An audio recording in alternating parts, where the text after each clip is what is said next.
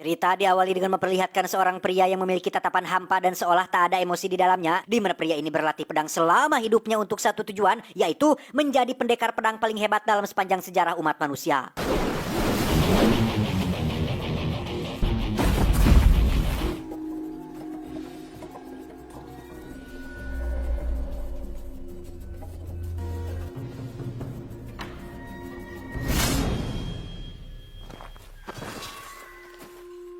Dan ini adalah pendekar pedang yang memiliki gelar paling hebat di dunia saat ini, yang mana si pria akhirnya bisa membunuh pendekar tersebut dengan sangat mudah, hingga membuatnya menjadi satu-satunya pendekar paling hebat di dunia ini.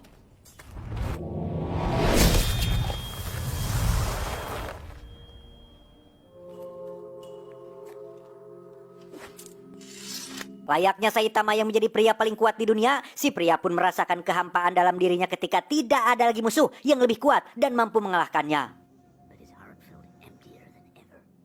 Dan apa yang terjadi? Semua latihan dan tujuannya selama ini berubah ketika melihat seorang bayi perempuan yang merupakan anak dari klan musuhnya, di mana sisi humanis dan hati nuraninya tiba-tiba muncul yang membuat si pria menemukan tujuan baru untuk hidup, yaitu menjaga si bayi dan membuatnya tetap hidup.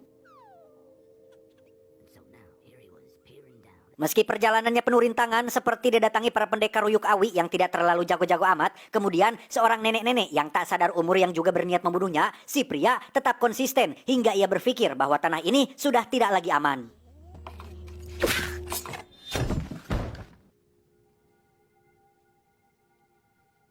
Ia pun memutuskan untuk menemui sahabat lamanya di negara barat dengan tujuan untuk menghabiskan sisa hidupnya bersama si bayi.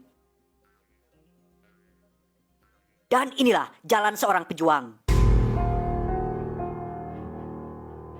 Karena ingin hidup damai dengan kehidupan baru, si pria pun merubah namanya menjadi John sesuai nama saya. Hingga akhirnya ia pun sampai di sebuah kota bangkrut yang kumuh, di mana itulah tempat teman lamanya tinggal yang ternyata ia sudah lama meninggal dunia.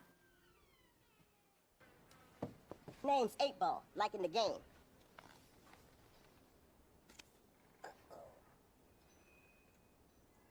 Sementara itu kita akan melihat sang guru besar merupakan pemimpin klannya si John, yang mana si guru besar ini sedang memeriksa tempat terakhir si John singgah dan menemukan sebuah kertas yang menjadi petunjuk kemana si John pergi. She will always be the enemy. Dan mari saya jelaskan sedikit bahwa si John ini adalah bagian dari sebuah kelompok atau klan paling ditakuti, di mana klan mereka sudah terlibat perseteruan selama ratusan tahun, dan satu-satunya keturunan klan musuh mereka yang masih hidup adalah si bayi yang sedang dibawa oleh si John saat ini. Secara tidak langsung, si John dianggap mengkhianati klannya sendiri, yang mana sang guru besar ini berniat untuk membunuh si bayi, yang tentu saja si John tidak akan pernah membiarkan hal itu terjadi.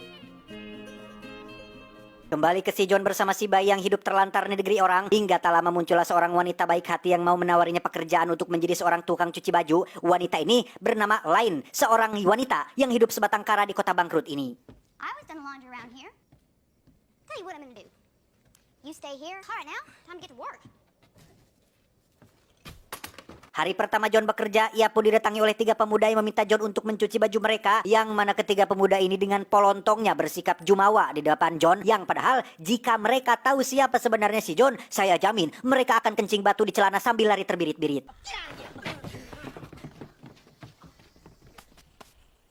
Sedikit informasi bahwa sebagian besar penduduk di kota kecil ini adalah para talent atau pemain sirkus yang memiliki keahliannya sendiri-sendiri, termasuk si Lain yang berambisi untuk menjadi pelempar pisau, namun tampaknya ia belum cukup siap melakukan hal itu, ditambah sepinya pengunjung menjadi faktor utama kenapa kota ini mengalami kebangkrutan.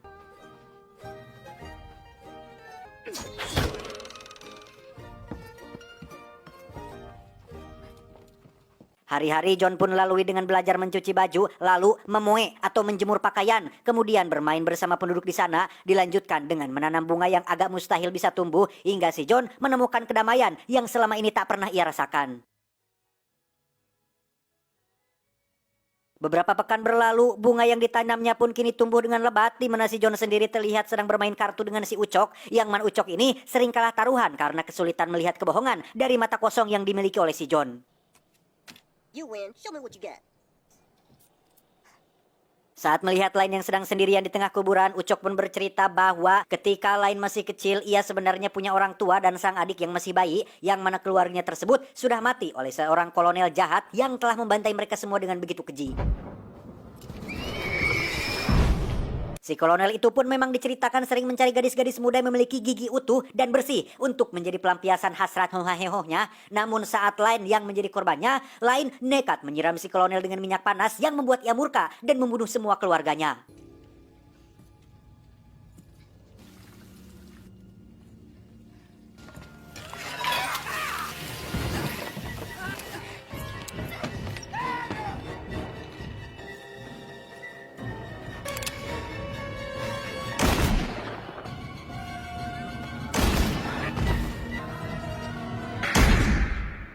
Lain sendiri dikira tewas oleh si kolonel, namun ternyata pelurunya tidak mengenai bagian vital yang membuatnya bisa bertahan hidup sampai sekarang. But God ain't fair. And some people just ain't cut out for the knife. Simpati dengan masa lalunya, John pun melatih Lain cara melempar pisau yang benar, kemudian menunjukkan pedang legendaris yang sudah membunuh ratusan nyawa manusia dan sekarang sudah dalam kondisi tersegel agar dirinya tidak kembali menjadi sosok yang dulu lagi. You sealed it. Here, what? The whipping. Tanpa ia sadari, sang guru besar ternyata sedang dalam perjalanan menggunakan kapal dan tak lama lagi akan menemui John untuk mengambil nyawa si bayi tersebut. John sendiri terlihat sedang melatih Lain menggunakan pisau, di mana John merasa dirinya kembali hidup dan memiliki keluarga yang sesungguhnya dan hidup bahagia di kota kecil ini.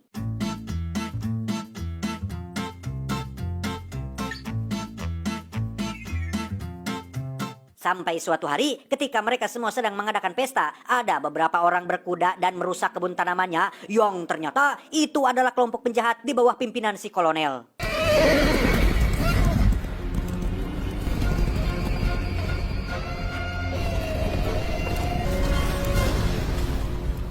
Setelah kejadian waktu itu, kini si kolonel pun menggunakan sebuah topeng untuk menutupi wajah buriknya akibat disiram minyak panas, yang mana tujuan si kolonel ke sana adalah untuk mencari wanita muda nan bersih yang akan dijadikan pelampiasan nafsu bejatnya. Never mind. Salah satu warga yang mengenakan kostum badut pun menjadi bulan-bulanan si kolonel dan pasukannya, dilanjutkan dengan membunuh sepasang suami istri hanya untuk alasan yang tidak jelas sama sekali.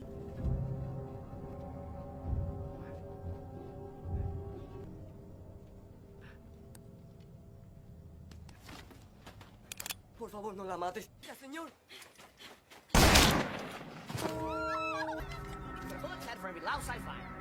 Dan apa yang terjadi selanjutnya benar-benar tak terduga ketika Lain ternyata masih ingat dengan bebenguk orang yang telah membantai keluarganya, di mana Lain berdandan dengan cukup menor dan berniat untuk membalas dendam.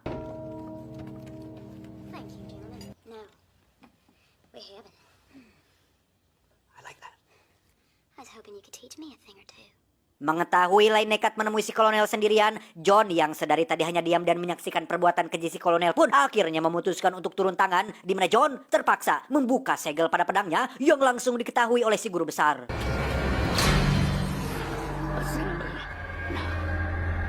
Lain sendiri harus ketahuan setelah dirinya berniat untuk membunuh kolonel, hingga saat ia akan digadabah rame-rame, muncullah si John yang langsung membantai mereka semua.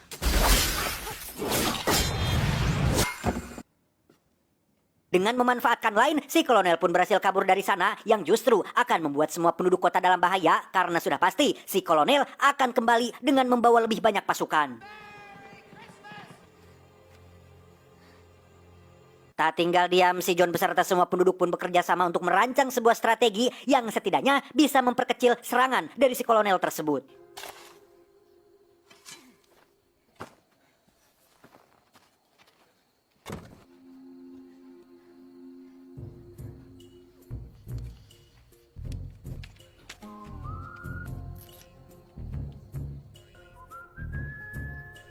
Singkat cerita, esok pagi pun tiba. Semua warga sudah bersiap di posisi. Mereka sudah menyiapkan sebuah ranjau yang bisa meledakkan semua pasukan si kolonel. Dan betapa terkejutnya mereka ketika si kolonel membawa ratusan pasukan berkuda yang sangat amat di luar ekspektasi mereka.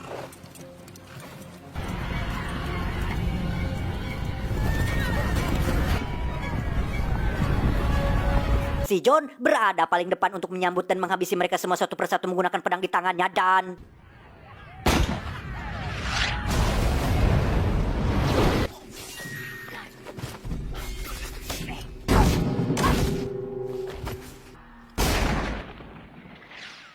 Ya, si John pun kesulitan jika harus mengcover semuanya sekaligus, sehingga sisa warga termasuk Glenn dan si bayi pun harus melarikan diri dari kejaran sisa pasukan si kolonel.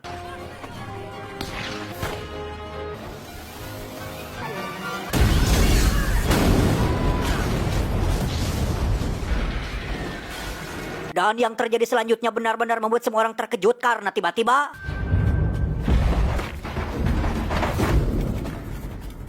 ya, muncullah sang guru besar bersama puluhan pendekar pedang yang mana mereka tidak akan segan-segan membantai mereka semua hanya untuk mendapatkan si bayi.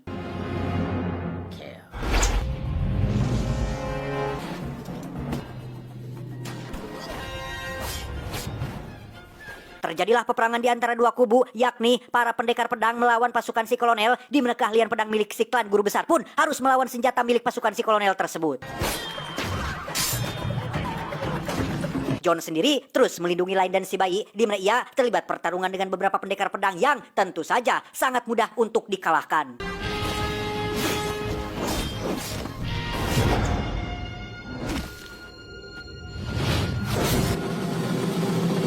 Dengan kekacauan ini, Lain pun menitipkan si bayi kepada si Ocok, yang mana si Ocok harus tewas di tangan si kolonel yang mencoba untuk menangkap bayinya agar si kolonel punya jaminan untuk tetap hidup.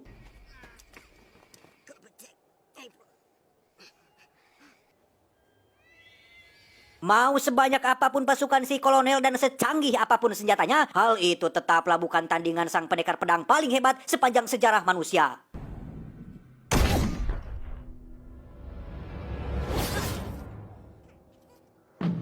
Yang menarik adalah John ternyata memiliki kecepatan melebihi peluru yang membuat si bayi berhasil diselamatkan.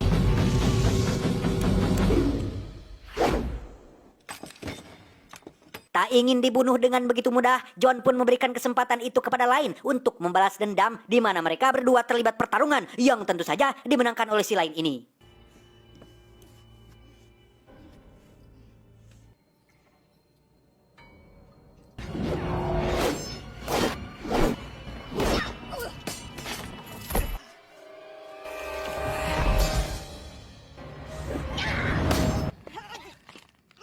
Setelah semua pasukan si kolonel dan para pendekar sudah mati, kini saatnya John harus berhadapan langsung dengan sang guru besar, alias orang yang telah melatihnya sejak kecil. Do you think you will tell her? You came to me to be strong. You do not belong here. Berlokasi di luar, John pun beradu keahlian dengan gurunya sendiri, yang mana seperti kita tahu bahwa sejak awal saya sudah tegaskan, si John ini adalah pendekar paling hebat dalam sejarah umat manusia, yang pastinya sang guru akan tewas dengan begitu mudah, dan inilah yang terjadi.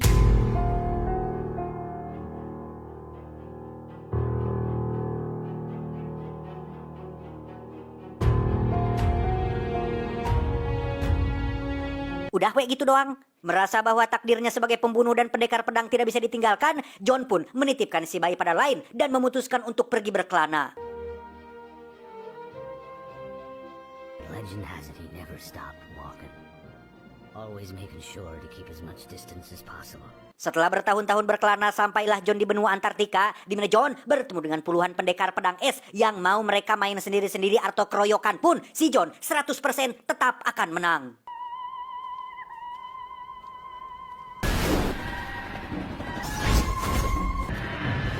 Tamat ending yang sangat mengadrenalin.